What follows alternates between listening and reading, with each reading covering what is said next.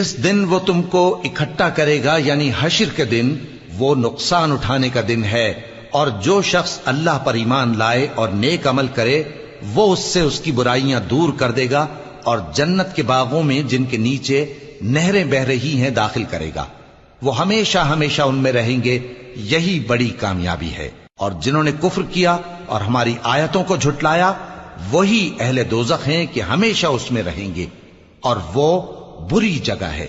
کوئی مصیبت نازل نہیں ہوتی مگر اللہ کے حکم سے،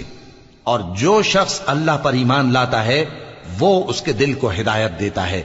اور اللہ ہر چیز سے باخبر ہے۔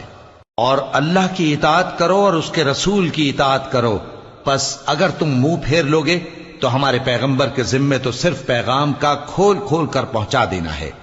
اللہ جو معبود برحق ہے اس کے سوا کوئی عبادت کے لائق نہیں، تو مومنوں کو